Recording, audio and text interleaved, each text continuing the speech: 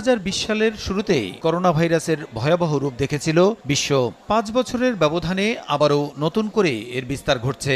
ভারতসহ দক্ষিণ এশিয়ার বিভিন্ন দেশে সংক্রমণ বাড়ার পাশাপাশি ভাইরাসটির নতুন নতুন সাবভেরিয়েন্ট চিহ্নিত হচ্ছে। বাংলাদেশেও ব্যাপকভাবে সংক্রমণের শঙ্কায় বাড়ছে দুশ্চিন্তা। চলতি বছর দেশে এখন পর্যন্ত 220 জন করোনা রোগী শনাক্ত হয়েছে, মৃত্যু হয়েছে একজনের।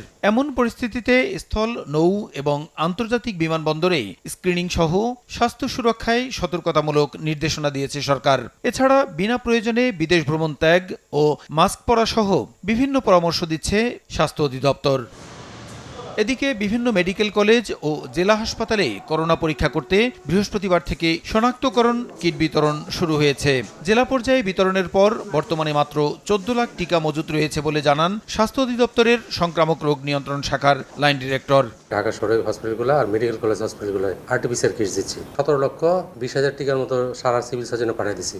এখন ওইখানে যে কেউ যে টিকা নিতে পারবে। Diagnostic kit, rapid antigen plus RTPCR. Donor agency থেকে চেয়েছি। আমরা প্রত্যেকটা থেকে ধরেন 1 লাখ আরটিপিসিআর আর 5 লাখ র্যাপিড অ্যান্টিজেন চেয়েছি। প্লাস আমাদের সিএমএসডির মাধ্যমে কেনার ব্যবস্থা হচ্ছে। চায়নার কাছ থেকে হেল্প চাইছি। ওরা আশা করতেছে যে একটা বড় অ্যামাউন্টের আমাদের ডোনেট করবে। আক্রান্তদের চিকিৎসায় 50 শয্যার বিশেষায়িত হাসপাতাল চালু করা হয়েছে জানিয়ে তিনি বলেন, দেশের সব হাসপাতালে করোনা কর্নার চালু নির্দেশ দেওয়া হয়েছে।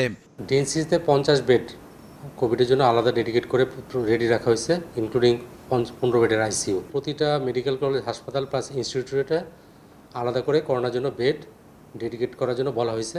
এদিকে ভাইরাসের বিস্তার রোধে পরীক্ষা নিরীক্ষার প্রয়োজনীয় সামগ্রী বাড়ানোর তাগিদ দিচ্ছেন বিশেষজ্ঞরা। অন্তত ডিস্ট্রিক্টে একটা দুটো জায়গা যেন থাকে যে জায়গায় গিয়ে এই টেস্টটা করার সুযোগ থাকে। সো টেস্টের জন্য যে সমস্ত রিয়েজেন্ট বা যে সমস্ত প্রস্তুতি, সেগুলোর আমাদের প্রস্তুতি থাকতে হবে। পেনিক গ্রো করা যাবে না, কারণ স্কুল কলেজগুলোতে সতর্ক থাকতে হবে, কিন্তু কোনোভাবে স্কুল কলেজ বা শিক্ষা প্রতিষ্ঠান বন্ধের মতো হটকারী সিদ্ধান্তে যেন না হয়। মহামারী এই ভাইরাসের সংক্রমণ নিয়ন্ত্রণে সরকারি নির্দেশনা মেনে চলতে এখন থেকেই জনসচেতনতা সৃষ্টির উপর জোর দেন তারা। সব ধরনের সতর্ক থাকা উচিত। প্রসূন আশিস, সময় সংবাদ, ঢাকা।